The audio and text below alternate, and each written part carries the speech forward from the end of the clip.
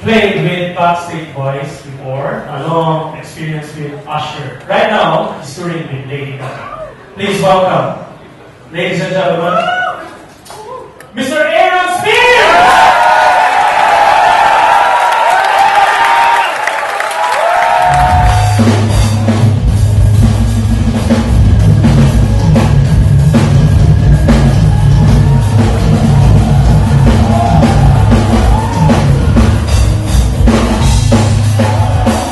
Well, I started very young. I was probably like maybe 2 or 3 when I first, according to my parents, when I first played.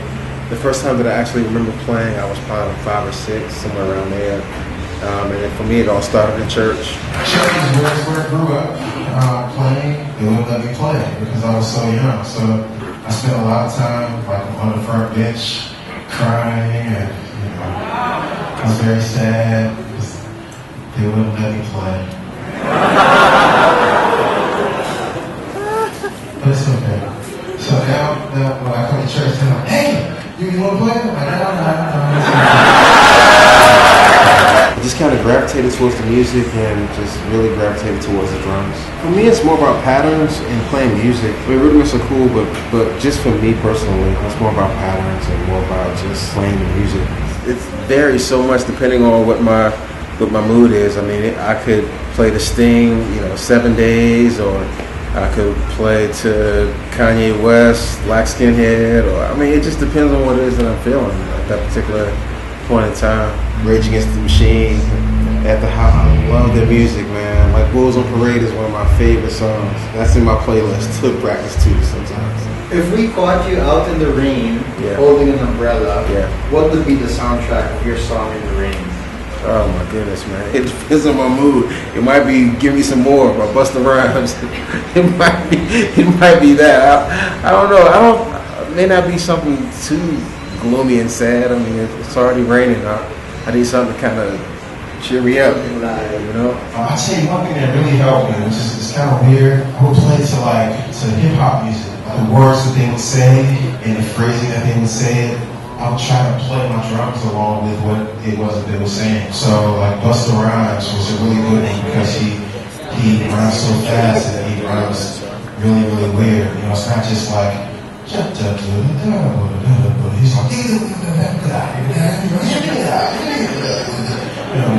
so I would try to play those things that he would say. So that's one thing I think that kind of helped me with developing just kind of being able to be kind of fluent.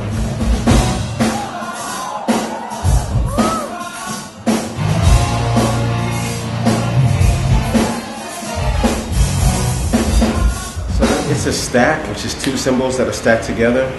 On the bottom, it is the Gen 16, made by Zildjian. I think now they call it the low volume cymbal. And then on top, the ring thing that you're seeing, it's called a spiral trash. So the cymbal's actually like a whole cymbal, but it's kind of cut, like a spiral is cut into it. So as long as it's laying flat, it looks like it's a lot of rings. But if you it's kind of like have it, on a stand by itself, it looks like a really big, like curly fry, Oh, okay. Because it has a really nice effect on videos. You see it like pop up. It's a really, really cool cymbal. Really cool.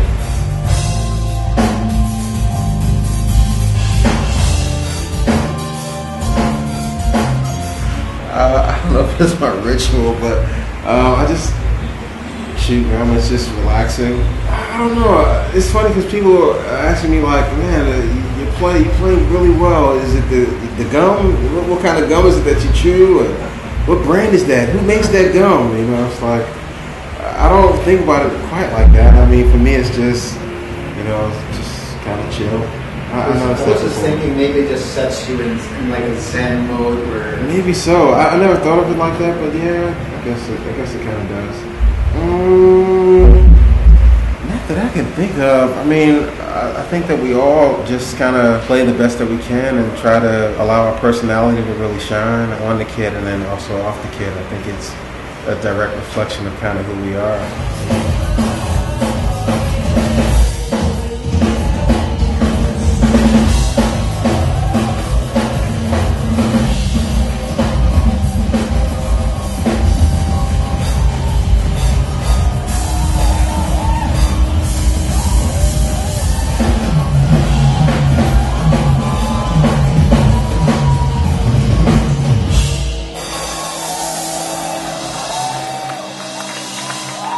What did you think of the movie? I thought Whiplash was I thought it was a really good movie. I thought it was a great representation of kind of some things that happen. I don't know if it happens quite to that extent, but I'm sure that there, have been people that are kind of pushed to a certain level of greatness, or pushed into a certain level of giving up. It only takes one time for someone to say, "Man, you suck," and then from then on, either the person is going to take that and it's going to really, really grow and make them feel like I'll never be able to play it, or they'll, try to prove you wrong and say, you know what, I don't care what you said, I'm going to continue to play, I'm going to be great one day, you know what I mean? So, art, I think, definitely imitates life in the fact that that could really be a true story, like that could really be something that happened.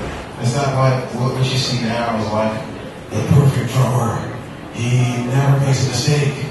That's not true. So the cover for me is just about trying to make sure that the mistake that I made, I erase it. And I really have a vendetta, or like I really have a strong desire to make sure that the rest of the show is perfect.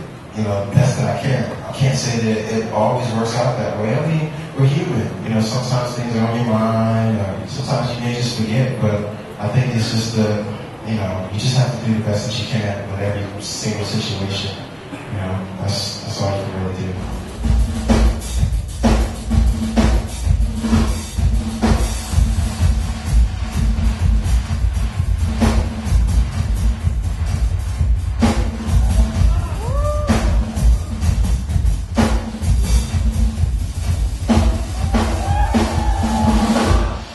I would say, I think it's important to find your voice. I think it's cool to be able to imitate, certain things and take from this person and that person.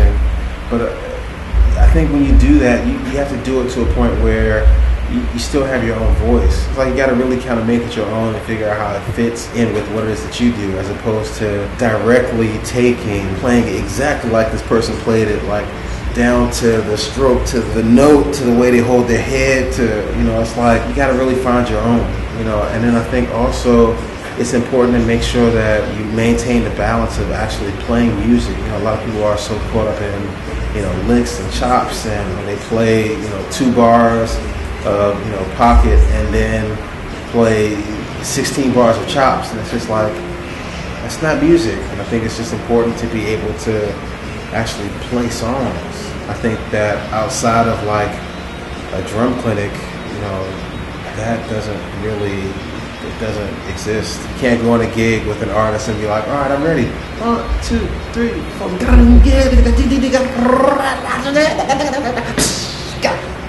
It just doesn't, that gets you sent home quickly, so it's just about being real, operating in reality, learning to play music, maintaining a balance, and really finding your voice. Those things I think are very important. A drummer should never, ever poop on himself on stage.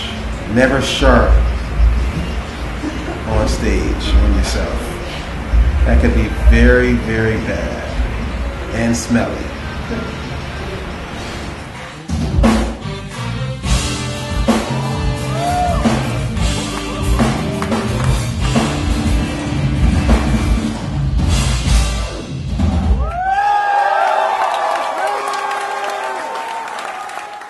Hey, what's up? This is Aaron Spears, and you're on Radio Republic.